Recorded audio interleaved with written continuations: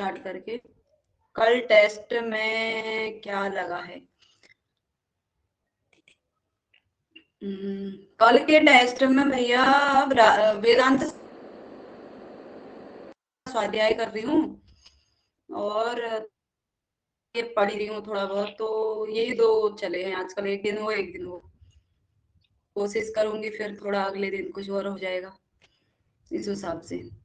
Okay भैया, okay, धन्यवाद। हम प्रारंभ करते हैं। सबसे पहले मंगलाचरण। अखंडं सच्चिदानन्दम् अवाङ्मनसगोचरम् आत्मानम् अखिलाधारम् आश्रयेऽभीष्टसिद्धये सर्वेभ्यो नमो नमः। हमने जो है आरोप अध्यारोप तक हमने पढ़ चुके थे। उसके बाद अब अपवाद न्याय है। मैं थोड़ा सा इसको रिवाइज करना चाहूंगी।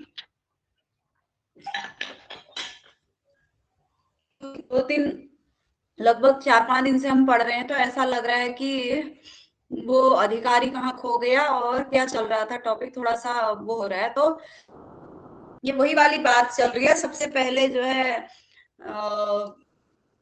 कार ने सबसे पहले मंगलाचरण से शुरुआत की,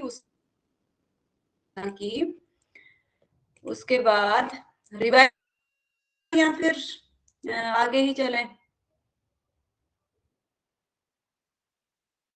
जरूरत जैसी महसूस हो रही है कि एक बार बोल देना चाहिए पूरा। लो भाई, इंटरनेट गड़बड़ा रखा है। रत्ना जी भी जुड़ चुकी हैं। रिवाइज कर दें आशीष भैया? थोड़ा सा आवाज आ रही है अब तक? हाँ, क्योंकि थोड़ा सा मुझे भी लग रहा है ना, हम 2-3 दिन से उसमें खोए हुए हैं। पंच महाभूत हुए, पंचीकरण हुआ, विषय क्या चल रहा था, फिर दोबारा से एक बार जाके फिर आगे बढ़ेंगे, ठीक है? तो वेदांत सारकार ने मंगलाचरण किया, उसके बाद अपने गुरु की आराधना की, उसके बाद इस वेदांत को पढ़ने के 4 अनुबंध बताए, अनुबंध चतुष्टय बताए, अधिकारी, विषय, संबंध और प्रयोजन। उसके बाद अधिकारी का लक्षण लंबा चौड़ा है। उसके बाद जो है वो उसने वेद वेदांत इत्यादि का अध्ययन कर लिया हो इस कर्म में, और जन्मांतर में जो है उसने वेद का जो वेदार्थ हो, और उसने निषिद्ध और काम नैमित्तिक प्रायश्चित और उपासना कर्मों को उस इन कर्मों को करता हो, और जो है साधन चतुष्टय संपन्न परमात्मा बन जाएगा। उसके बाद वेदांत को, इस दर्शन को पढ़ने का, को जानने का अधिकारी।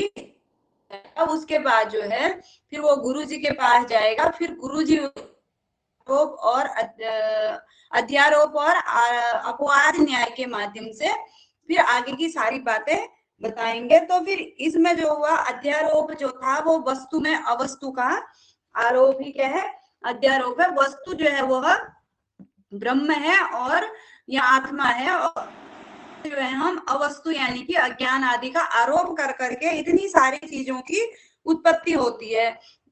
वस्तु में अवस्तु का आरोप करके उस ब्रह्म तत्व में के बाद, मुझे लग रहा है मैसेज ज्यादा आ रहे हैं, दिक्कत तो नहीं है?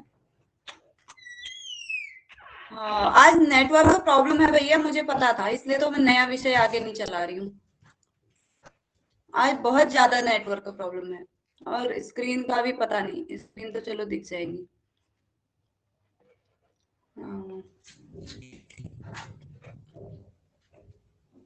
अभी ठीक है आवाज? ठीक है भैया। आगे थोड़ा सा मैं बस मन से रिवाइज कर रही हूँ, दिखे ना दिखे वो इससे भी कोई मतलब नहीं है। स्क्रीन नहीं, वही प्रॉब्लम होगी नेटवर्क का। तो उसके बाद जो है फिर उस अज्ञान वस्तु में अज्ञान आदि जड़ तत्वों का जो है हमने आरोप कर दिया। उसके बाद उस अज्ञान से, उस अज्ञान की तमा प्रधान शक्ति से जो है आकाश इत्यादि की उत्पत्ति हुई। और उसके बाद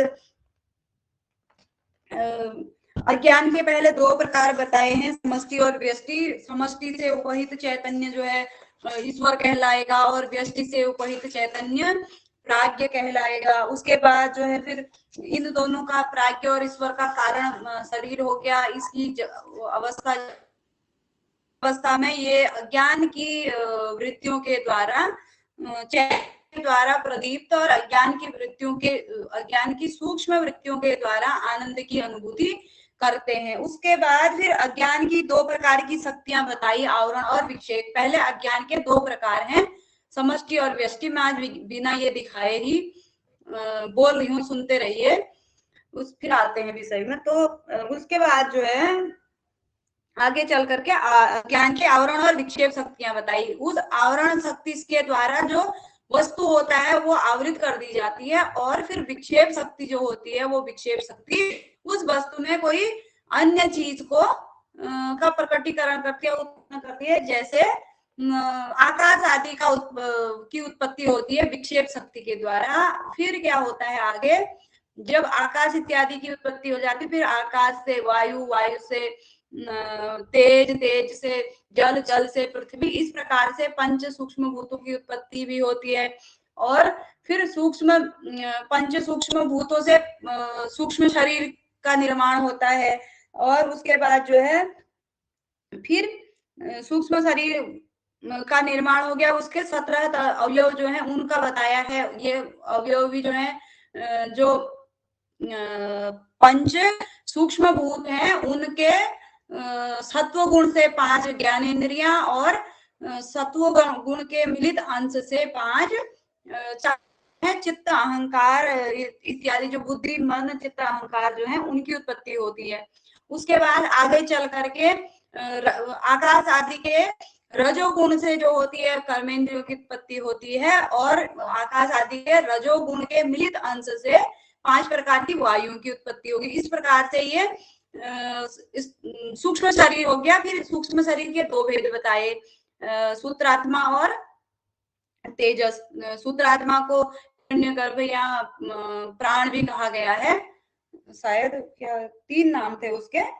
तो उसके बाद फिर तेजस, तो समष्टि और व्यष्टि दो दो प्रकार से ऐसे हो गया। उसके बाद जो है फिर आगे चल करके जो है इन सूक्ष्म भूतों से पंचीकृत पंच महाभूतों की उत्पत्ति हुई, और फिर इनसे ही जो है स्थूल शरीर 4 प्रकार के जो है इनकी उत्पत्ति हो गई। 4 प्रकार के स्थूल शरीर, जो जरायुज, अंडज, स्वेदज और उद्भिज, 4 प्रकार के हो गए। फिर ये भी समष्टि और व्यष्टि प्रकार से जो है विश्व और वैश्वानर के रूप में होते हैं दो। लेकिन इनमें सब में जो है कारण शरीर और सूक्ष्म शरीर और स्थूल शरीर जो होते हैं इनमें भेद ही पाया जाता है। उसके बाद फिर इस प्रकार से जो है इस पंचीकरण की प्रक्रिया बताई है। फिर लास्ट में फिर जो स्थूल शरीर, सूक्ष्म शरीर और कारण शरीर तीनों जो है, इन सब का एक आधारभूत जो बताया है वो महाप्रपंच को बताया है। इसी महाप्रपंच से जो है सारी चीजों की उत्पत्ति हो रही है। इस प्रकार से जो है ये अध्यारोप न्याय की समाप्ति लगभग हो जाती है। अब आगे चलो, ठीक है, वो हो गया अध्यारोप न्याय के माध्यम से बता दिया। अब जो ये आत्मा के विषय में कई प्रकार के जो मत व्याप्त हैं, कि कोई कहता है आत्मा ये है। मुझे लगा ये समाप्त हो गया,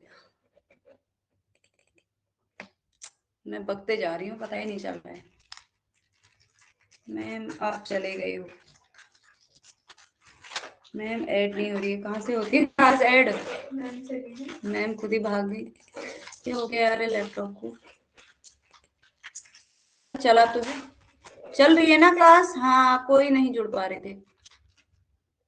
मुझे क्यों लगा भाई स्क्रीन शेयर का कोई ऑप्शन। जी जी, मुझे ऐसा लगा कि क्लास ही समाप्त हो गई है। आज ये नेटवर्क का समस्या। आवाज आ रही थी बराबर अभी?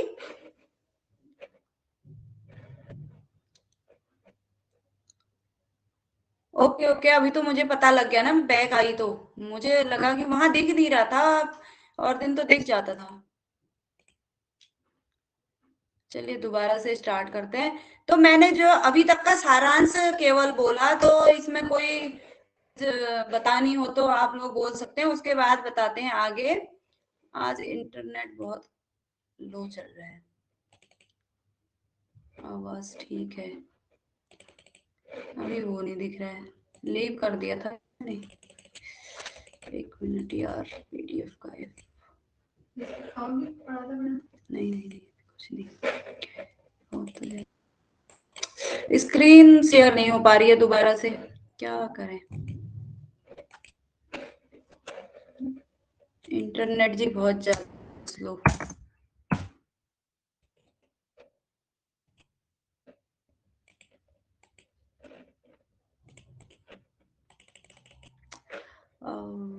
आज मुश्किल लग रहा है ये इंटरनेट में तो प्रॉब्लम नहीं है, पता नहीं क्या हो गया। चलो जो है तो हमने का जो सारांश देखा, उसके बाद अब आगे जो है मैं थोड़ा सा ऐसे बता देती हूँ, कल फिर स्क्रीन शेयर हो जाएगी तो कल बता देंगे, ठीक है। अब क्या कर सकते हैं, प्रेजेंट हो नहीं पा रहा है तो मैंने लेफ्ट कर दिया। मैं ऐसे ही बोल देती हूँ, फिर कल दोबारा से उसी चीज को फिर से देख लेंगे। तो उसके बाद हमने देखा कि इन सबका जो है एक इन सब तीनों प्रकार के जो, ठीक है ध्यान से सुनिएगा, फिर दोबारा से कल स्क्रीन शेयर हो जाएगी तो मैं दोबारा 3 प्रकार के जो स्थूल शरीर, सूक्ष्म शरीर और कारण शरीर थे, इन सब का एक जो आधारभूत था, मतलब ये सब प्रपंच ही हैं, तो इनका जो एक प्रपंच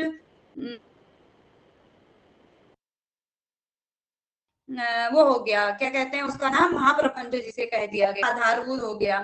तो उसके बाद फिर आगे जो बता रहे हैं रचना, ये ग्रंथकार आगे कहते हैं कि इदानीम प्रत्यग आत्मा आत्मन आत्मनि इदम इदम अयम अयम आरोपयति इति विशेषतः उच्यते। अब कह रहे हैं कि ये आत्मा जो है वो ये सारी चीजों का वस्तु में अवस्तु का आरोप करके फिर कुछ नहीं बचा, कि स्थूल शरीर, सूक्ष्म शरीर, इन सब का आधारभूत जो है एक महाप्रपंच है, ऐसा बोल दिया गया। ठीक है, अच्छी बात है, आप किताब लेके बैठिए। तो इसके बाद 122वें नंबर पे शायद, अगर श्लोकात्मक तरीके से आपके में दिया होगा तो 122वां चल रहा है श्लोक या पंक्ति जो भी हम कहेंगे। तो उसके बाद आत्मा के विषय में कई लोगों ने, जैसे बौद्धों ने, चरवाकों ने और मीमांसकों ने अपने अपने मत प्रकट किए। तो अब ये इन्हीं मतों का आगे बताएंगे। अति प्राकृतस्तु आत्मा वे जायते पुत्रः इत्यादि श्रुतेः स्वस्मिन् इव पुत्रे अपि प्रेम दर्शनात् नष्टे च अहम पुष्टो नष्टश्च इति आद्य अनुभवाच्च पुत्र आत्मा इति वदति। अब अति प्राकृत व्यक्ति जो होता है, जो अति प्राकृत मतलब जिसको ज्यादा कोई ज्ञान इत्यादि नहीं है, तो बिल्कुल ही प्राकृत व्यक्ति, वो क्या कर, वो किस श्रुति के आधार पर आत्मा व जायते पुत्र, इस श्रुति के आधार पर पुत्र में अपने समान प्रेम प्रदर्शन के कारण क्या कहता है कि पुत्र ही आत्मा है, और वो पुत्रे पुष्टे नष्टे च अहम एव पुष्टो नष्टो, यानी कि पुत्र के पुष्ट नष्ट होने पर, यानी कि पुत्र स्वस्थ हो रहा हूं, मैं पुष्ट हो रहा हूं, और पुत्र नष्ट, ऐसे अनुभव के कारण पुत्र ही आत्मा है, ऐसा कहता है। ये 9 मत प्राप्त होते हैं। प्रश्न आए परीक्षा में कि प्राकृत व्यक्ति किसे आत्मा कहता है, चरवाकों ने किसे आत्मा कहा है, इस प्रकार से कभी आ भी सकता है। तो ये जो अति प्राकृत व्यक्ति होता है वो आत्मा को पुत्र कह देता है। उसके बाद आगे चल के चरवाकस्तु एसो पुरुष अन्न रसम उपनिषद के कारण ये चरवाक क्या कहते हैं, इत्यादि श्रुते प्रदीप्त ग्रहात, इसमें जो हो रहा है एक के मत का दूसरा खंडन करते रह रहा है। तो एसके मौर्य जी, महादेव हर हर महादेव, आज आप टॉपर बनी है, तो फिर बहुत बहुत बधाई। तो अब जो चरवाक है, वो जो है ये प्राकृत व्यक्ति ने कहा कि आत्मा पुत्र है। अब इसने उसके मत का खंडन इस आधार पर किया, ग्रहात् स्वपुत्रं परित्यज्य अपि स्वस्य निर्गम दर्शनात् स्थूलो अहम कृशो अहम इति आद्य अनुभवात् स्थूल शरीर आत्मा इति। शरीर ही आत्मा है ऐसा तो आपने सुना ही होगा चारवाकों का, यहाँ पर दिखाई दे रहा है। चारवाक कह रहे हैं कि यदि घर में आग लग जाए तो आदमी पुत्र को भूल करके खुद भागता है, अपने शरीर को बचाता है। तो इसका मतलब कहाँ पर है कि पुत्र आत्मा है। तो इसका अभिप्राय यह है, निर्गम दर्शनात् मतलब साक्षात दिख रहा है कि भाई किसी व्यक्ति के घर में आग लग गई तो वो पहले खुद को बचाने भाग रहा है। और दूसरा बता रहे हैं कि अनुभव क्या बता रहे हैं, कृषो अहम इति आद्य अनुभवात, यानी कि शरीर को हम मानते में अहम तो बोला ही है, अहम तत्व जो है वो आत्मा है, तो वही ब्रह्म है, अहम ब्रह्मास्मि बोला है, तो वो अहम तत्व तो आत्मा है ही है, ब्रह्म है। तो अब हम क्या कहते हैं, मैं दुबला हो पतला हो गया हूं, तो मतलब मैं को हम उस शरीर के दुबले पतले से जोड़ रहे हैं। इस आधार पर ये चरवाक कह देते हैं कि स्थूल शरीर आत्मा इति, जो स्थूल शरीर है वही आत्मा है। ठीक है, उसके बाद अपरह चरवाकः तेह प्राणा प्रजापतिम पितरम इति ऊचु। इस आधार पर छांदोग्य उपनिषद की इस पंक्ति के आधार पर, मतलब एक इसका जो ये नेटवर्क बीच बीच में वीक हो रहे हैं, आवाज सही आ रही है क्या, कोई बताए तो ठीक है। इस उक्ति के आधार पर इसके पीछे एक कहानी ये है कि एक बार आत्मा और नहीं सॉरी इंद्रियां और प्राण जो है प्रजापति के पास चले गए, तो इस तरह की मतलब कौन श्रेष्ठ है वाली बात, तो उस पंक्ति के आधार पर ये चरवाक कह रहे हैं, इत्यादि श्रुते इंद्रियाणाम अभावे शरीर चलना भावात काणो अहम बधिरो अहम इति काणो अहम बधिरो अहम इति आद्य अनुभवाच इंद्रियाणि आत्मा इति वदति। अब एक दूसरा चार्वाक जो है वो कहता है कि जो शरीर चलना भावात, यानी कि जो इंद्रियां हैं वही शरीर को चला रही हैं, कहने का मतलब ये है मैं बधिर हूं, यानी कि अहम ब्रह्मास्मि कह रहे हैं, अहम तत्व जो है ब्रह्म है कह रहे हैं। और उसने कहा कि भाई हम मैं कारणा हूं, मैं बधिर हूं, ऐसा कहते हैं। तो इसका मतलब इंद्रियों से है, क्योंकि जो काणत्व बहिरत्व का जो गुण होगा वो इंद्रियों के अंदर पैदा होगा। तो उसने बोल दिया एक चरवाक ने कि भाई स्थूल शरीर मतलब शरीर तो अच्छा खासा है, इंद्रिय को नुकसान हो गया, इंद्रिय विकार युक्त हो गई, तो फिर हम कहते हैं हूं और मैं बहरा हूं।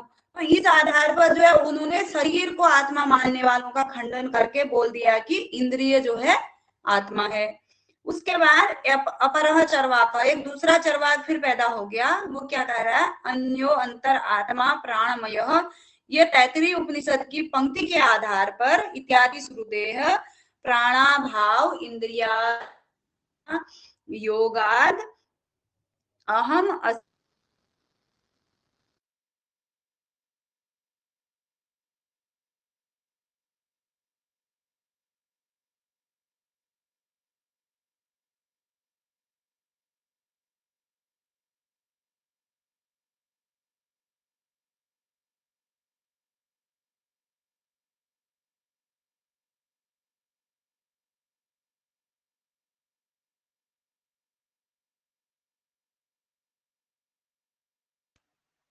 दीदी आवाज नहीं होता।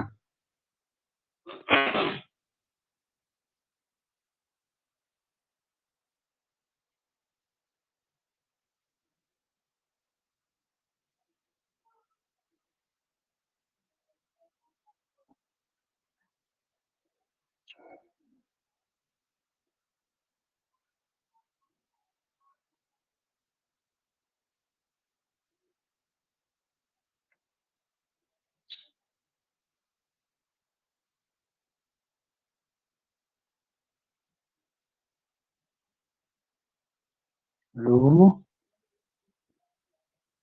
आवाज नहीं आ रहा है। इसलिए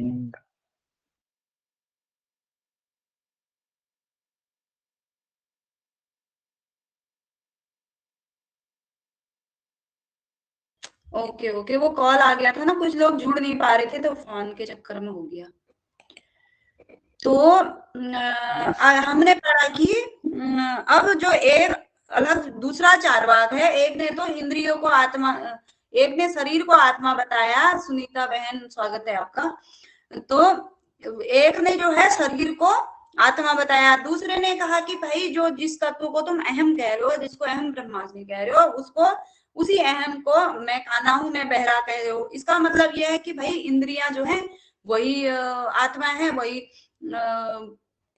मुख्य तत्व है। तो उसने इंद्रियों को बताया। अब दूसरा चार्वाक है अन्योन्तर आत्मा प्राणमय। इस पंक्ति के आधार पर, इस श्रुति के आधार पर प्राणाभाव इंद्रियादि चलना योगाद अहम असनायावान अहम पिपासायावान इत्यादि अनुभवाद प्राण आत्मा इति वदति। अब प्राण मतलब जो है उनका अभिप्राय यह है कि इंद्रियों को तो भूख प्यास इत्यादि नहीं लगती है, यानी कि हम कहते हैं मुझे, मैं भूखा हूं, मैं प्यासा हूं, तो उसने बोला कि प्राण जो है वो आत्मा है। तो इस आधार पर जो है उसने इंद्रिय को आत्मा बताने वाले का खंडन करके प्राण को आत्मा बता दिया। अब एक जो है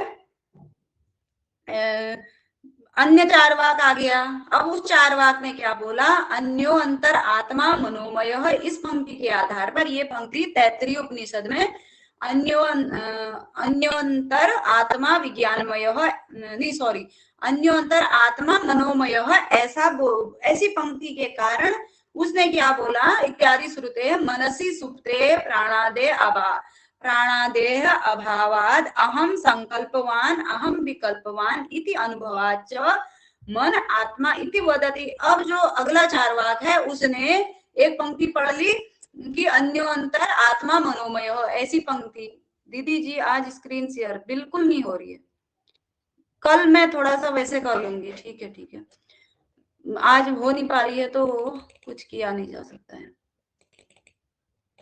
सर्च भी नहीं हो पा रहा है, आज इंटरनेट जी परेशान है बहुत ज्यादा। तो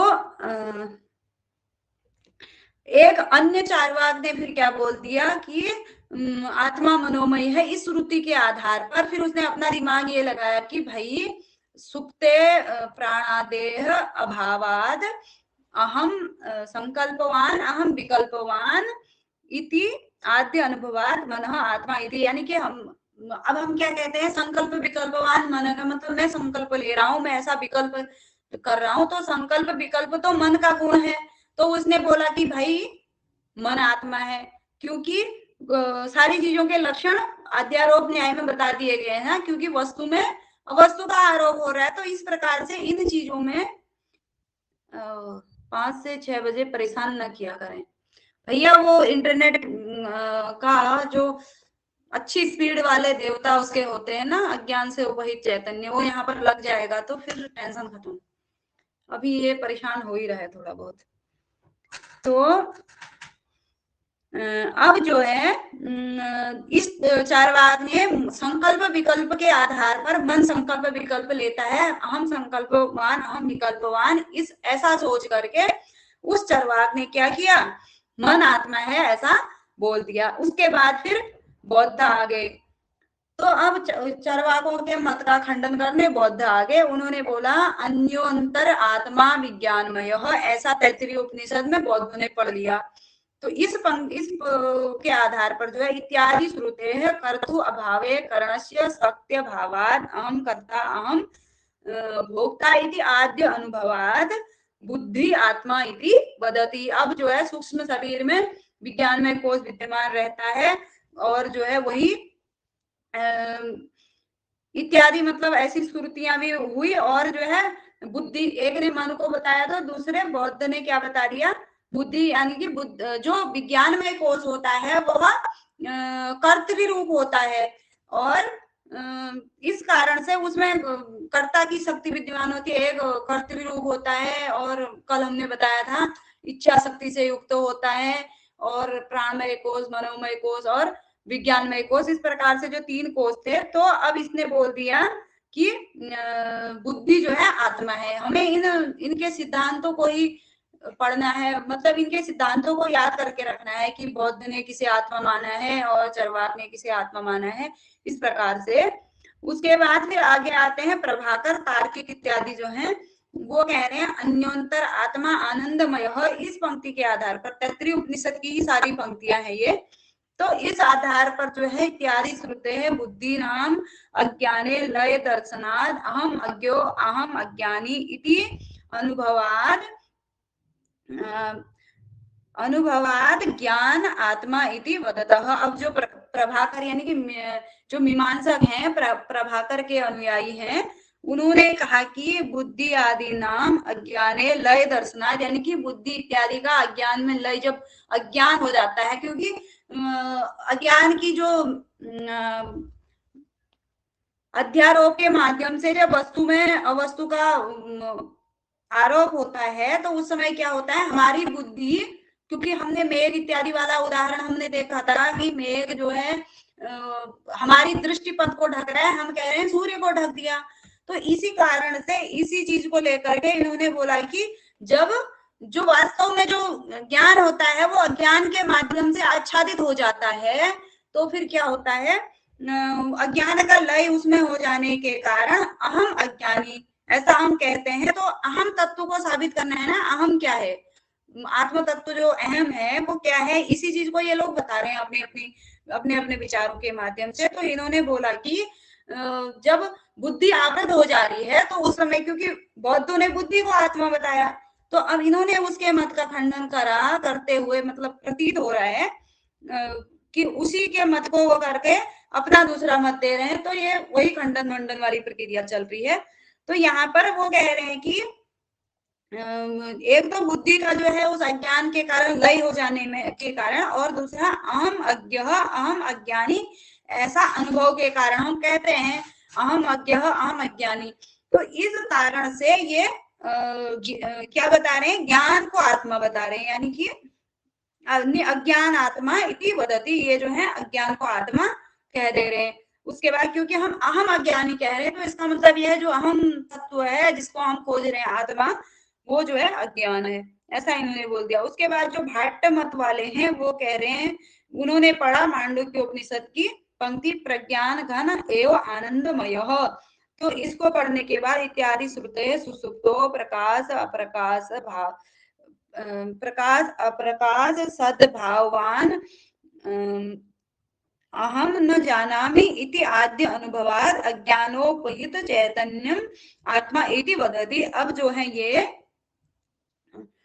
जो भाट मत के अनुयायी हैं, क्योंकि उसमें जो है कुमारिल भट्ट और प्रभाकर के दो मत प्राप्त होते हैं मीमांसा में, तो यहाँ पर जो है ये भाट मत वाले ये कह रहे हैं कि प्रकाशक अप्रकाशक के भाव से सुसुप्ति अवस्था में, तो न जानामि अहम, यानी कि जब व्यक्ति सुसुप्त अवस्था में होता है तो मैंने कुछ भी नहीं जाना, इस तरह से जो है वो न जानने के कारण, कुछ भी प्रकाशित न होने के कारण, न जानामि इति अनुभवाद अज्ञानोपहित चैतन्यम आत्मा इति वदति, यानी कि अज्ञान से के द्वारा उपहित चैतन्य से, जो सुसुप्ति अवस्था में हमने पढ़ा था, अज्ञान उपहित चैतन्य जो ईश्वर और प्राज्ञ की अवस्था होती है, उसमें जो है वो अज्ञान की सूक्ष्म वृत्तियों के द्वारा आनंद की प्राप्ति करते हैं या ज्ञान को प्राप्त करते हैं। तो अब यहाँ पर ये वही बात को बोल रहे हैं कि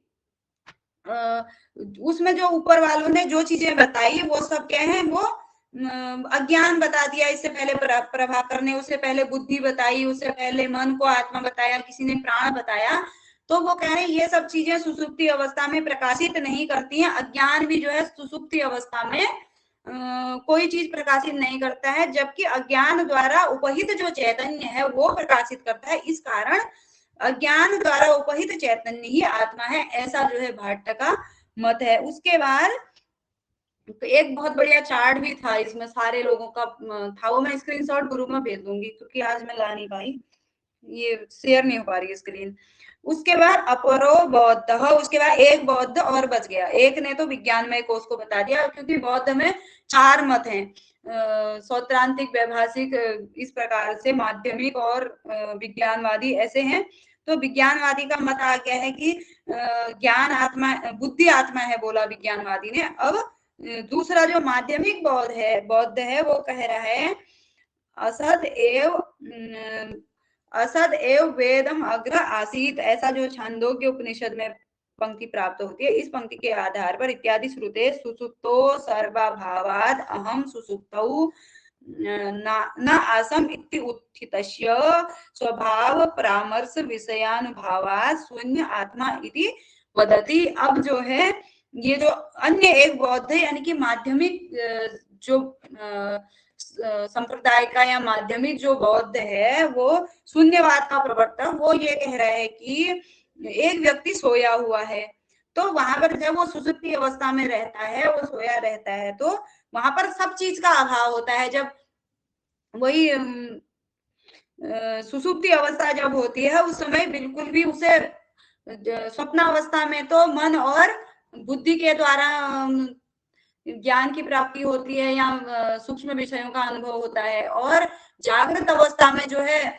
इंद्रियों के द्वारा, जो हमारी इंद्रियां हैं उनके द्वारा जो है हमें स्थूल विषयों का अनुभव होता है। तो उसके बाद जो सुषुप्ति अवस्था होती है उसमें कुछ भी नहीं होता है। सुसुप्तौ न असम इति उत्थितस्य, मतलब मैं भी वो सुसुप्ति अवस्था में नहीं था, क्योंकि कभी कभी क्या होता है, हम सोए रहते हैं, हमें मतलब जब सपने भी नहीं आते, भयंकर वाली जो नींद आती है, हमें अपना भी भान नहीं रहता, हम भी हैं करके ऐसा अनुभव नहीं होता है। तो वही बात को ये शून्यवादी बौद्ध ये बोल रहा है कि न अहम अपि न आसम इति उत्थितस्य स्वभाव परामर्श विषयात् अनुभवाच्च शून्य आत्मा इति वदति। अब जो है ये माध्यमिक वाले बौद्ध ने बोल दिया कि भाई आत्मा जो है, शून्य जो है वही आत्मा है। तो इस प्रकार से जो है ये इनके 9 मत प्राप्त होते हैं। एक चार्ट मेरे पास इसका है, मैं उसे शेयर कर दूंगी ग्रुप में, क्योंकि आज थोड़ा सा समस्या हो गई, तो उससे आप लोग जो है याद कर सकते हैं कौन क्या कह रहा है। तो इस प्रकार से आज यहीं पर समाप्त कर देते हैं, क्योंकि स्क्रीन शेयर नहीं हो रही है। अति प्राकृत व्यक्ति जो है, एक बार सुन लीजिए दोबारा।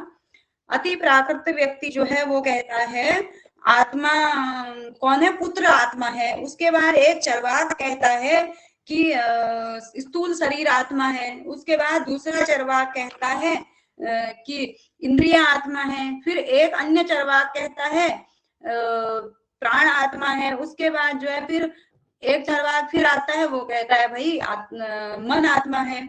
उसके बाद बौद्धों की बारी आती है, वो कहते हैं बुद्धि आत्मा है। प्रभाकर के मतानुयायी कहते हैं अज्ञान आत्मा है। भाट फिर थोड़ा आगे बढ़ के कहते हैं कि अज्ञान द्वारा उपहित जो चैतन्य है वो आत्मा है।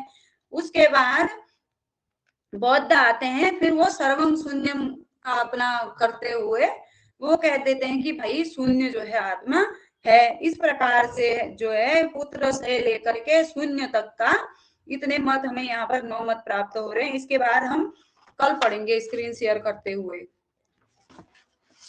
Thank you so much. आज कोई थैंक यू सो मच का विषय ही नहीं है।